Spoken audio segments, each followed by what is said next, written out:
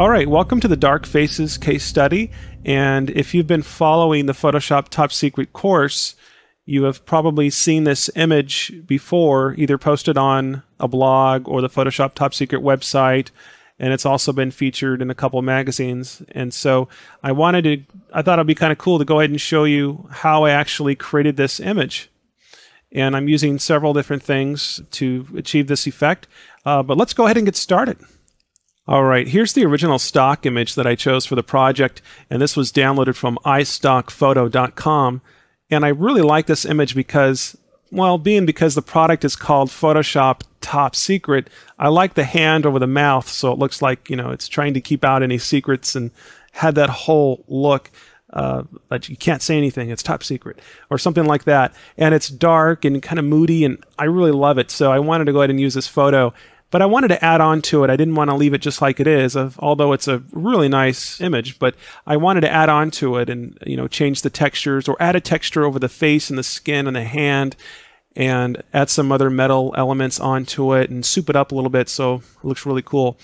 But I'll go through here and show you some of the images that I used. And what I did is I went to a stock image website such as Stock Exchange. Here's the actual stock image website where I got the photos from, and a lot of these are free stock photos. All you have to do is find a photo you like and email the author of the photo or the photographer and ask them if you can use the photo for a project. And all you can do is just type in here engine. You can see I've already done this, but if you just type in a keyword up here and click this button right here, and it will display a bunch of different photos for that keyword. But you can just scroll through here and find different photos and things of parts of engines or photos of engines. There's there's some pretty cool locomotive engine stuff down here, and you can take these photos and mask certain parts of the elements and place them over other photos and create your own little cool looking surreal images. So you can just go to sxc.hu, and you'll come to this site and you can enter in your own keywords and for anything just about, and find images that you can use for your own projects. And here's one of the images that I got from the exact same website, and I really like how all this looked, so I've used this. Also this image right here, this one, and there's the original, or I'm sorry, there's the finished product. But you can see what I've done is I've actually masked parts of these engines and these photos. And there's the original, the one at the top here. You can see that's what it looked like after I've masked it out. So let's go into Photoshop really quick. I've already got the image opened up right here, and I'll just zoom out a little bit here so we can see the entire image on the screen. I'll go full screen here. And let's take a look over here on the layers palette. We have several different layers here. Not a whole lot though. I mean, this is not, compared to a lot of projects, this is not a whole lot of layers. And this is not really hard to do. The whole thing about this is just finding the right photos, and that's the most difficult part. Or, finding photos that you think that go well together, parts of different things, metal things, figure out if they just work together well. And sometimes I'll just crop things out and stick them on the photo and move them around until I like it, until I find that the image is looking the way I want it to look. You can also do too much too. You can go a little bit overboard, and I like to step back a little bit. I remember that when I originally created this, I was going to make it this much bigger image with all this other stuff. But I figured, in design, a lot of the times it's what you don't do. And that's what makes an image great. It's what you don't do, and it's so true. And it's the same way with photography. With photography, it's really a lot of times what you don't have in the image, and it's sort of the same way with design. So try to keep that in mind and just be conservative. But I'm just going to go through here, and what I'll do is just make these layers invisible. And we can start at the bottom here. Here's the original right here that I've just cropped out. And you can see that I've extended the canvas beyond the stock image canvas. You can see that. And I've added some shadows on the sides of the face. That way you don't see the edge of the stock image.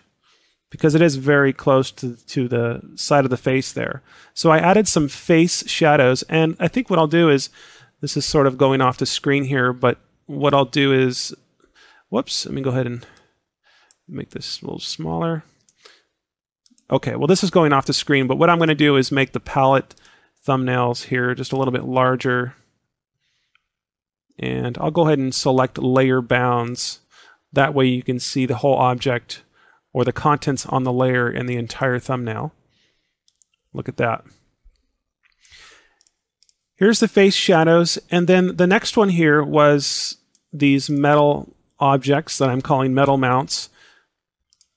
And you can see that the original color was from the yellow engine that we found earlier. Let me go ahead and just go into the file browser here. And here's the original. I think this is the original. I've combined, I think, some of these together. Yeah, okay. I've combined some metal objects in this photo and I've made them into these objects that you see here. And I didn't want them to be yellow, so what I did is I created an image adjustment, actually a couple image adjustments, one for the color, and then also another one to adjust the brightness and contrast of those elements. Look at that. And then here's another layer, which is just a shadow. That way these two sides here don't look identical, because sometimes it can be a dead giveaway that you've just duplicated the layers and, you know, flip them around. And so what I wanted to do is actually place a shadow on one side. That way it look a little bit different than the other. And here's my serial port here that just went right in the eye. Now don't ask me how I got that idea, but I don't know, I was just looking through some photos and I found this serial port, and I think it was actually a photo that I took from the back of my computer like a few years ago, and I decided to just go ahead and crop that out and use that because I wanted to place something in the eye. That way it didn't look too normal. I wanted to make it a little bit out of the ordinary. And when people look at this, you know, people familiarize themselves with people's faces. And so in design, you know, when you look at a face, you're used to seeing a particular type of face. You know, you have two eyes, a nose, and a mouth, right? Well, when you have something else there besides those elements, like people are used to looking at people at the eyes, and so when you see something in the eye, it sort of like throws you off and you kind of go, oh, that looks kind of cool, you know, because that's just a lot different than just the normal typical type look. But I added some shadows. I added these, here's the centerpiece that I've used right here. I'll zoom in a little bit so we can see this a little bit closer. What I did is I masked this out. I basically just cut it out of this image right here, and I flipped it around, and as soon as I placed it on the face, you know, you could immediately tell that it needs some type of shadow. You just can't leave it like this, because if you're going to have something on a face, whether it's, you know, a pair of glasses or whatever, there's always these little shadows. So I had to create these shadows. I wanted to create a very deep dark shadow and then also another softer shadow, something like this. So it looks like it's really on the face. So always keep that in mind. You know, you're placing things. I'm getting more involved in shadows because I realized that that was a lot of things that were missing in my older art. Is that I could have pushed the shadows just a little bit more because it really makes it look like things are really there. So what else we got here? I've also added an image adjustment to that. And I used I used my classic color blends here. Now, in a lot of these projects on this course, you can see that I've used the same blue and brown blend for the color. And I used the same ones because I wanted to sort of create this theme. I wanted everything to kind of look like everything went together. And not for all the tutorials and projects on the CD, but for some of the more darker, surreal images, I wanted to stick to the same color palette sort of, and so I always use these colors right here. But with the blue overlay, basically what it is an overlay. It's a blue overlay with the opacity turned down with a duplicate layer of the same blue with another overlay blending mode applied to that. And here's that brown color that I like to use. I changed the image adjustment to color. And see, normally it looks like this with a 100% opacity. But if I turn down that opacity, and then I change the blending mode to color, you can see it just gets rid of that haze that's over the image, and it really makes it look like that was, the color that was really there. And so, but with these combined together, it really gives it a really nice result. All right, so let's scroll up here, and I have some other little details that I've added. And when I'm looking at, or when I'm creating something in Photoshop, I'll sort of see things in my head, like I'll imagine things, or things will just come to me. Like I'll look at it and I'll just look at it and go, it looks like there's something needs to be here, but I'm really not sure what it is. In this case, I added these little vector curls here on the bottom. But in a way, I've positioned them so they actually look like they're part of the metal. Look at that. And lastly is the face texture and also the hand texture. And I'll show you what this texture looks like. What this is tree bark. Look at that. Let me go ahead and just, there we go.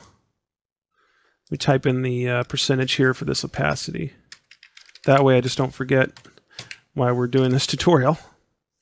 43%. There we go. But this is really tree bark that I've downloaded from the Stock Exchange website. And I liked it because it's just a really very, very coarse texture. It's very thick and it has a lot of detail to it. And I thought that would just be awesome. And you know what? I tried a lot of different textures. I didn't just pick one, and it's a lot of experimentation. I don't always get it on the first try. I've tried several different textures, but I found this one to work the best. But I wanted to have this sort of tree bark thickness to the skin and everything. But the way it came out looked something like this.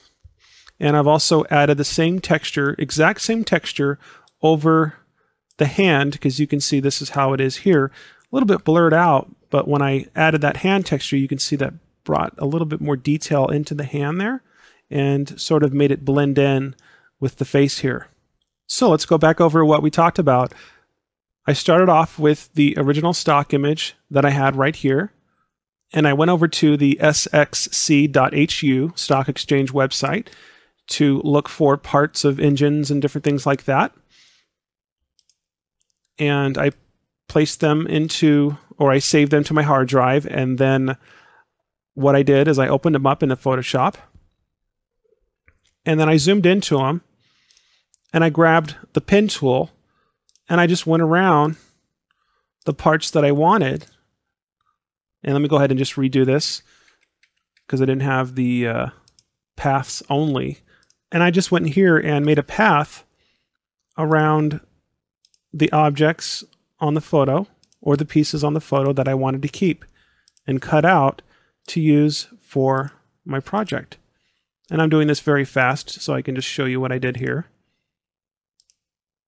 And I connected it, and I can right click inside of that path, click on make a selection, click OK, and that makes that a selection. And I can just come up here to edit, copy, and then we can move over to the project here, and I can go to edit, paste, and I can paste this part onto the project, so I can place this wherever I want it. And that's what I did for all these parts on the face here. I did that the exact same way. So if you would like to master masking and cropping, check out the masking and cropping video on this course, and I will go in depth and show you a bunch of different ways how you can cut out objects or mask hair and anything that has to do with masking and cropping. It's all on that video. So, well, there you have it. And I hope you learned some things during this video. And that is how I created the Dark Faces image. And we'll see you guys on the next video.